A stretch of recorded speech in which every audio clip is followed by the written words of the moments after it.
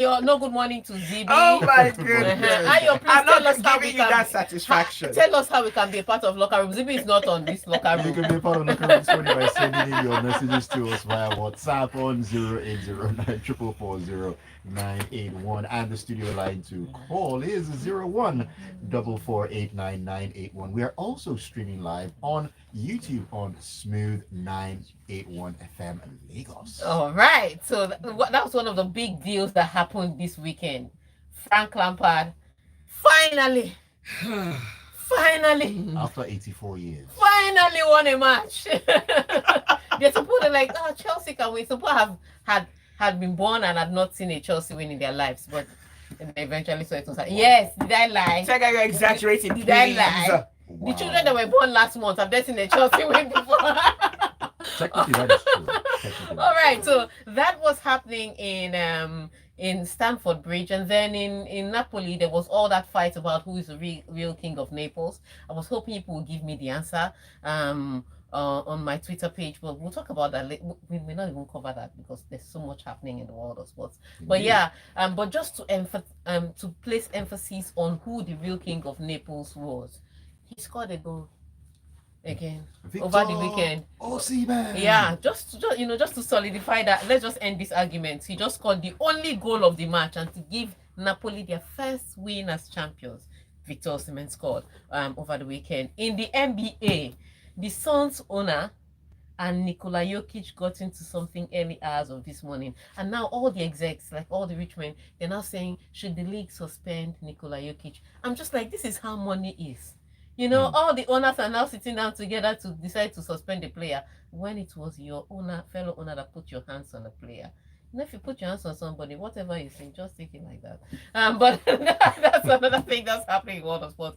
But those are the only ones we can cover before we go into the men's stories. And the men's headlines are, Zibby. All right, let's take the main headlines. Okay. James Harden Stars as Philadelphia 76ers level the series with the Boston Celtics. Carlos Alcaraz. Did you on live just see Tega try to strangle me? No, there are no witnesses. Carlos Alcaraz, who is Tega's favorite person, wins title with victory over Jean-Leonard Struff. Winning Red Bull, wondering what happened to rivals. That's according to Red Bull owner Horner. Ten Hag backs De Gea after his error hands West Ham 1-0 win. Nigeria down South Africa to make the quarters of the Under-17 Africa Cup of Nations, and Man City turned to Haaland as difference maker on Madrid revenge mission. Arteta's nasty, quote-unquote nasty video helped fire Arsenal to win at Newcastle, and PSG take control as Lacazette hits 4 to inspire Lyon. All right, so those are the headlines. Let's start from the NBA. I've already spoken about how the Suns and the Nuggets went down, with the owners of Suns trying to play a fast one on the Nuggets. Well, they've even the series is 2-2, but in Philadelphia something else was happening with James Harden just taking the shine on the day. And Zibby, let's start with that story. All right, James Harden starred as the Philadelphia 76ers beat the Boston Celtics in overtime to level their playoff series at 2-2. All right, these people don't know I'm over 40 and I should sleep at a particular point in time, but these guys just got on court and nobody seemed to want to win it. But James Harden made 2 crucial 3-pointers that were instrumental. The first 3-pointer was the one that tied the game in the last minute and took it to in the last few seconds and took the game into overtime. The second one was the one that got them the slight lead that they got, and the ball was turned over to Boston Celtics. Jason Tatum, who happens to be one of the best players on the Celtics, had the opportunity to run into the paint and try to get a dunk or try to get fouled just before the game is over. This guy passes out a game-winning shot to Marcus Smart. Now, Marcus Smart is the guy that has the confidence. I don't want to say Cajones this morning, but I've already said it. But has the confidence to, take a game-winning shot. Unfortunately, he took the shot after the buzzer had gone. So the clock had run down before he took the shot. So he made the basket, but it was after the game. And that's how the game was lost. But Jason Tatum, you are the star man on the team. He had the ball twice. First of all in regular period, second in overtime, and he passed out the game-winning shot to somebody else. How are you dating Ella May if you cannot make game-winning shots? What did you say to her to agree to date you? He has a different kind of game. And you know, he has a different kind of game, of True. course, than the one on court. We need it on court because if he had won that game, look, this series is going to come down to key moments. And if he had just made that shot in overtime, Celtics win the game. They're 3-1 ahead. It's going to be hard for Philadelphia to battle back. They would always have the advantage. But now it's even Stevens. Everybody is equal, and the battle just goes on. So yeah, Jason Tatum must be sitting in his locker room right now thinking about his life or listening to Ella May, whichever one, rocks his boat. But the Philadelphia 76ers will be very happy because they came down into this series and they were determined that they will not lose this game, and they fought every single minute and second of the game to come back in. So beautiful game it was, but Jason Tatum. Jason Tatum isn't Tega's best friend at the moment. No, he's not.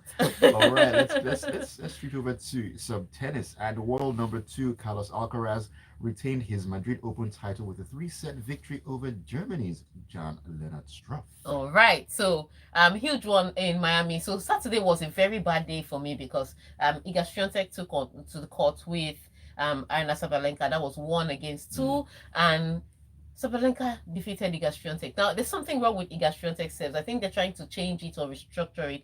And I agree that they should try to change it because it was a little too complicated a movement, from her legs to her toss-up to her. I was just like, why is she doing a ballet dance just before she serves the ball?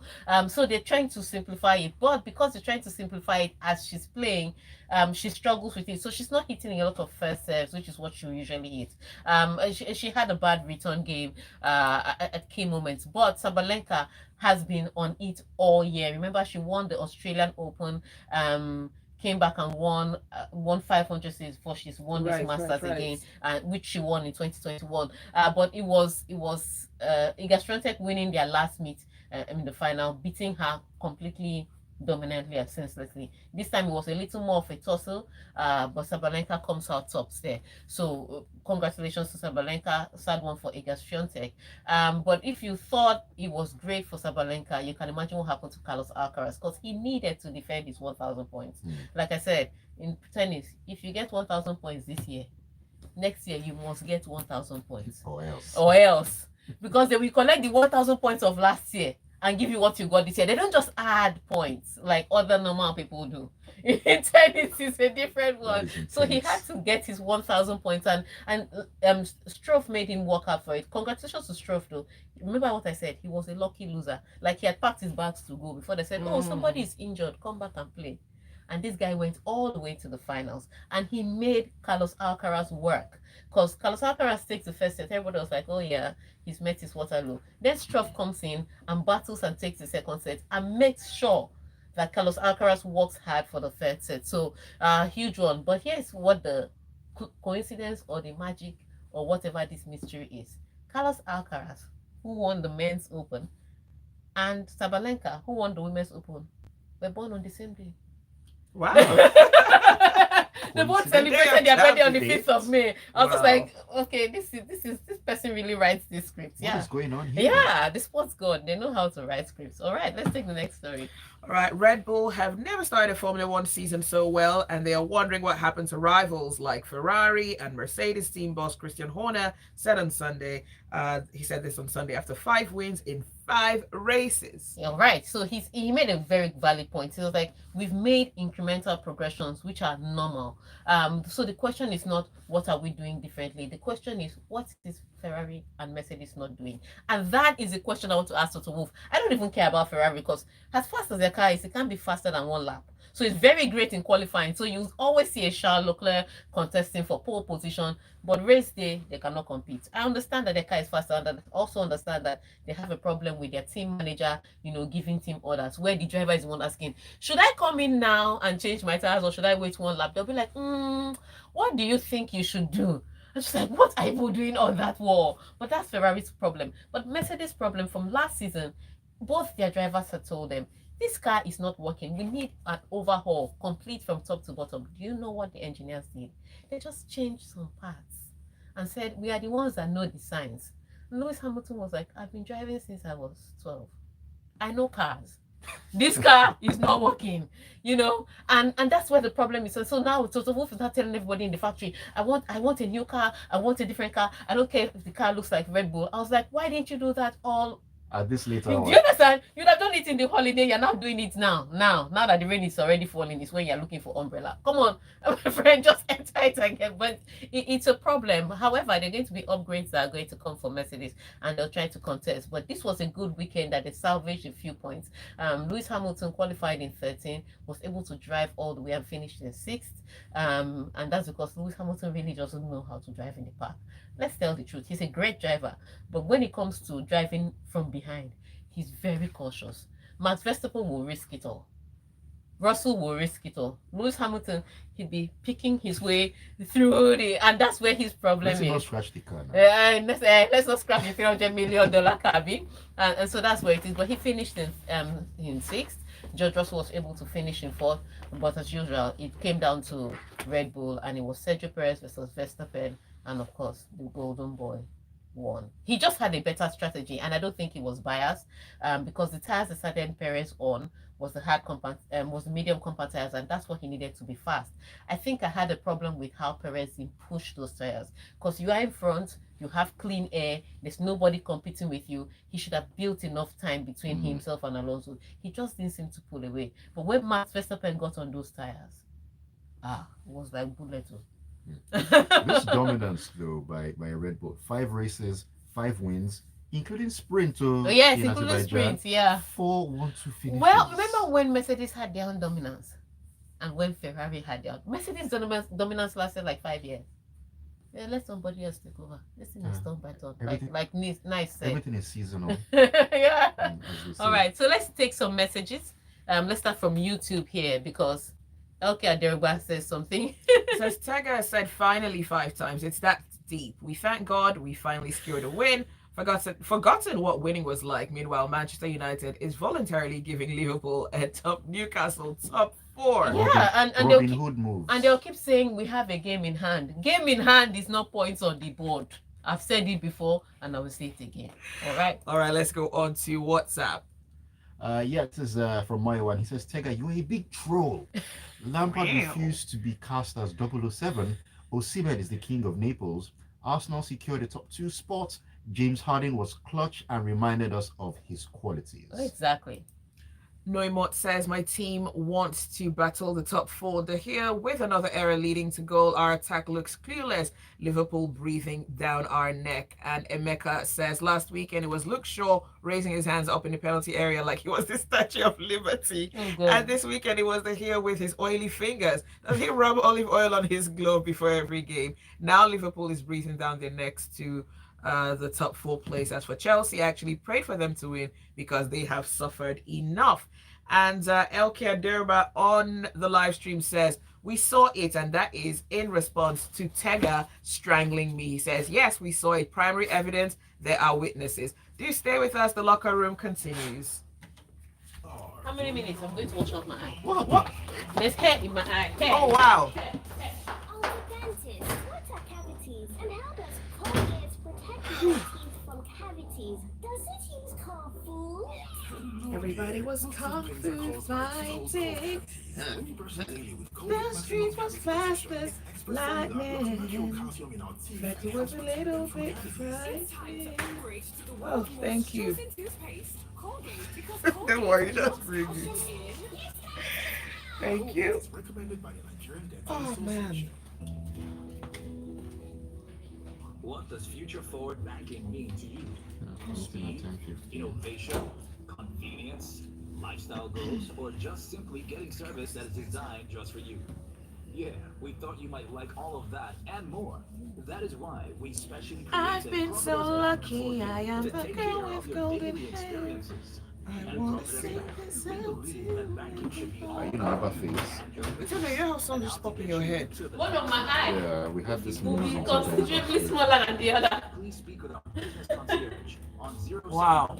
77 So that must be one of your lashes. Yeah, it has to be. Oh, wow. See how I said Kevin should come and blow the eye? He said he ran. First aid. Oh my days. First, Mr. C stubbed his toe, and then Tega's hair got into her eye. What's next? What next? Don't look at me. Like you're going to fall off your chair. Oh my god. Okay, should I have this wet face? Simply dial star 141. I don't think you'll see that. Yeah.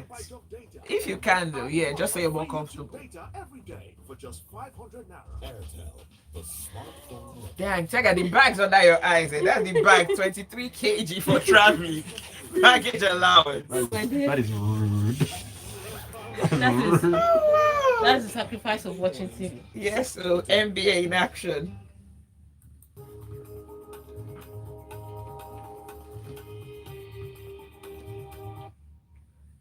All right, welcome back. And you are in the locker room on Smooth 98.1 with Tega and Zibby. My name is Ayo, and we've been going over the stories making the rounds in the world of sports.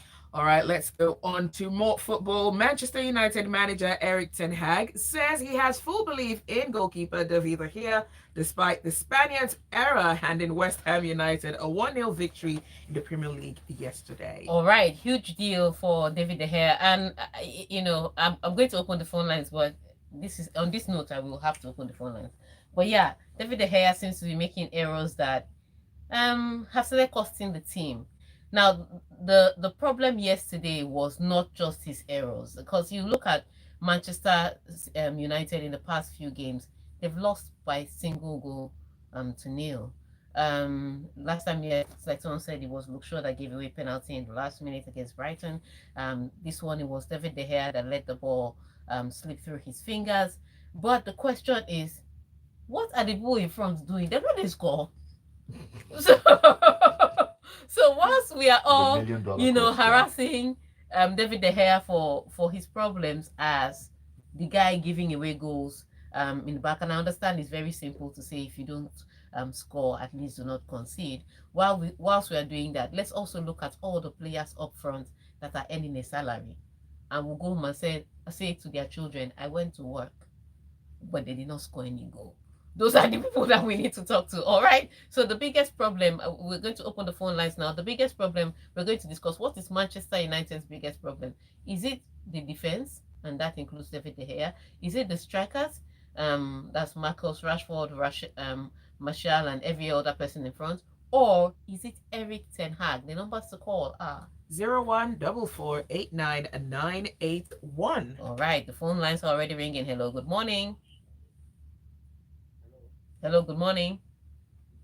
All right, your name and your location, please. All right, so tell me, what is Manchester United's biggest problem? Our biggest problem is up front. We had now Tevez, Giggs, Beckham, people played as a team. What you have now is actually being selfish. On numerous games, he doesn't pass the ball in time to either Martial or Vegas or anybody else in front. He wants to cut him, and when it's not possible, because they know he's quick, you have two defenders crowding him out. So you find him getting to the byline when the opportunity is gone to play the ball to people in the center. And he's done it over and over again. And I think it's beginning to affect even people like Vegas and even Martial. Martial's problem is that he came in, he's mercurial, but he's always been sacrificed for somebody else. As he's settling into the team, we buy Ibrahimovic. As he's settling into the team, there's a Lukaku. As he's settling into the team, there's a Ronaldo. Okay. And then whenever he settles in and starts to get a good run of form, like he did this season, he has an injury. So that has affected his whole playing. I mean, Sancho, let's just know that. Let's cut our losses. Let's sell him back to Dortmund. Same thing with Pony. And the trick is not coming. So your problem is that it is the strikers, it is not the defenders, and it's not everything. The defense has had its issues, but when you take out Maguire from the equation, you can see that it's better. Even Lindelof is not capable in the game. Okay. The game is. All right. So that will take other calls. You say is the strikers that is a problem. Thank you for your call. Hello. Good morning. Hello. Good morning. What's your name and your location, please? All right. What do you think is the problem with Manchester United? The coach, the strikers, or the defense? The team is tired. The entire team is tired. the person that is saying Marshall has always been sacrificed. The problem with Marshall is Marshall. Marshall is his own problem. I don't know. He has psychological problems that he hasn't been able to overcome since whatever happened between. I think him and his wife, are being his girlfriend for Mourinho's time. It's just his own problem. And I mean, they played 50 something games. It's enough for them to be tired. It's just a psyche problem right now. But if you are saying on the pitch, I don't know. It's not just defense. It's not just the game. We already know that the game has butterfingers. The strikers are not firing. There is this lethargic play in Manchester United style. Okay. And you can see that from players like Bruno Fernandes, from Eric. All right. So yours is that is fatigue that is affecting the team, both attack, defense, and Eric Ten Hag. Eric Ten Hag just started work this season, so I don't know why he's tired. But again, the numbers to call are 01 4489981. So tell us what you think is Manchester United's biggest problem. And let's take some messages to just buttress that fact. Starting from. Okay, this is Lanry. Lanry says Lewis's performance was slick yesterday, but Mercedes are bringing some upgrades for the European season. So we look forward to their performance. Ferrari have a fast car, but it's too harsh on the tires. So it's only good for qualities. Generally, a boring street race, no yellow flag, no safety car, no crashes. But the highlight was Sejaki Stewart's jumpy security. All right. So let's see. Number one problem is, okay, Neumot. I was about to read that message, and Neumot says, I'm going to retract it so I can change my mind. Okay, Taya from Maja says, Man U, more like man lose. Wow. If Lord Maguire was on the pitch, the here would be extra alert. Arsenal keeping unnecessary hope alive by beating Newcastle. This is the painful part of the season for them. Chelsea winning at this stage is like a man learning to write with his left hand in old age. Oh. Wow. Wow. Let's take one more phone call. Hello, good morning. Yes, your name and your location, please. All right, Bash, tell us, what is Manchester United's problem? Oh, devil, what to do, Red Devil? Now, their way is that. What do you expect? The thing about it is that, as the previous caller said, they are tired. Okay. So everybody, this is squeaky bomb time. Okay. This is squeaky bomb time. Everybody fighting against relegation. So I don't see anything. They will not make that top 4. Wow. He says they will not make top 4. Wow. Let's take the next. You know what? Let's take the next story before we take all these messages. We'll come to your messages soon. But let's take the next story here. All right, let's come back to the African continent. And Nigeria staged a remarkable fight back to edge out South Africa 3-2 in Constantine on Saturday night to progress to the quarterfinals of the Total Energies Under-17 Africa Cup of Nations in Algeria. All right, so that was a huge one. It was going to be Nigeria against South Africa. Now, usually I wouldn't be afraid, but Super Falcons have made me develop a fear. No, it's not the Super Falcons. It's Randy Waldrum. Let me be specific about the problem, so that I will know. So I will know how to pray against it. It's Randy that's made me,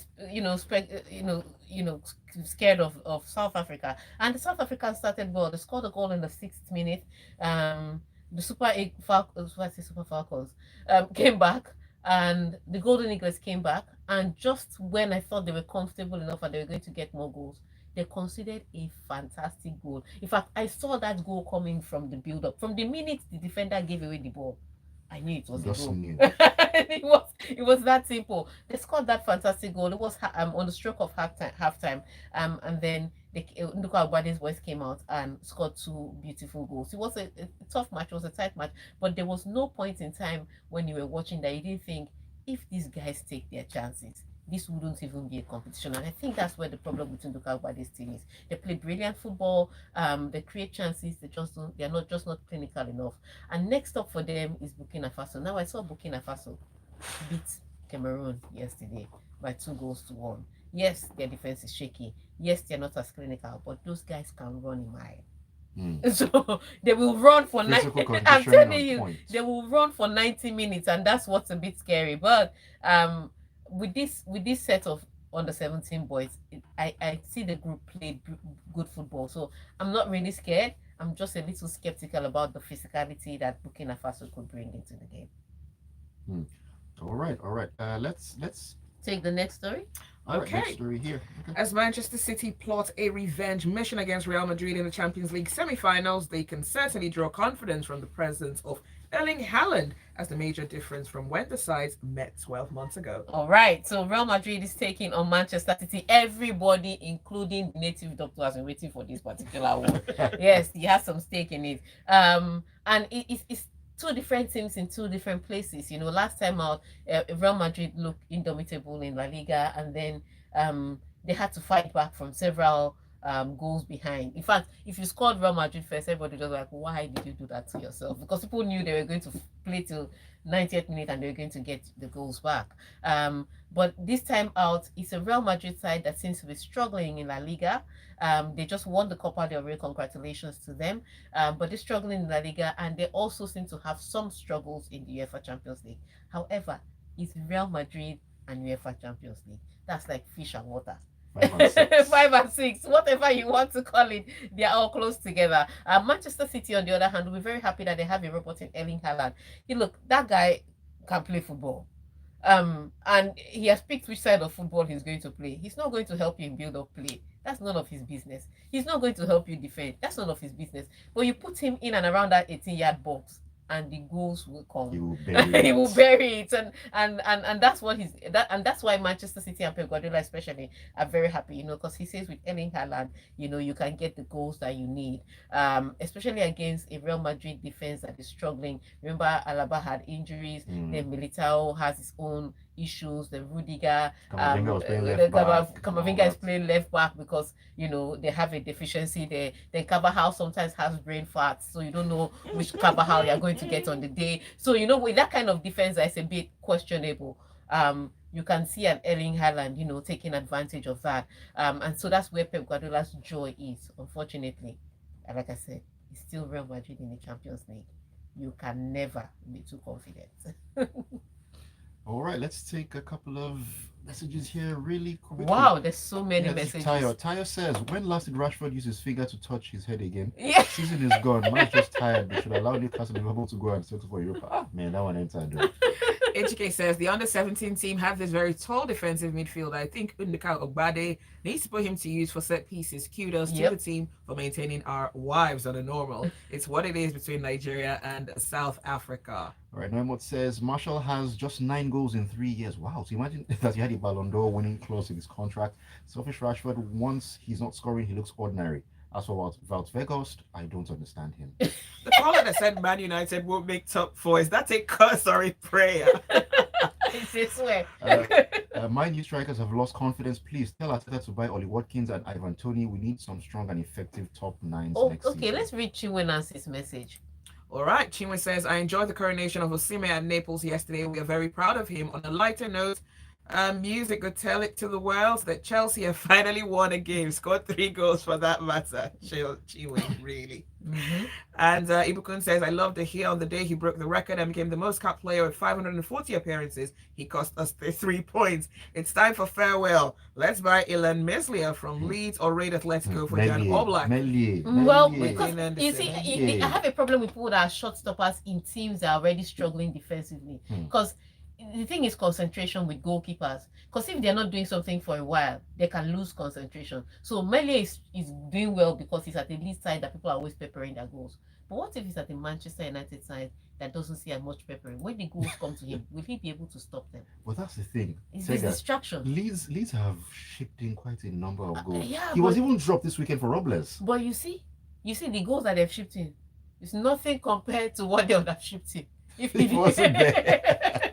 All right, I think we have time for just one more message. It's luck that brought Man United this far. It's not like they've been good. The 2 matches they lost lately, they could have conceded more. Anyways, they should do well to make the top 4 because I don't want to see Liverpool there. Wow. All right. And on that note, we are leaving the locker room. We can see the phone lines going. Thank you for your calls. All the messages on YouTube. Thank you for your messages. We couldn't read every single one of them out, but thank you for that. My eye, I think a lash entered my eye. Shegun is asking. See people that care about me. We love you, Tega. And on you and your WhatsApp, lash. we thank you for your WhatsApp messages. On that note, I will leave the studio for Ayo and Zibby while I sort out my eyes. All right. Have Thanks, a brilliant day, Tega. Do stay with us. There's a lot more to come on the Smooth Breakfast. Tega.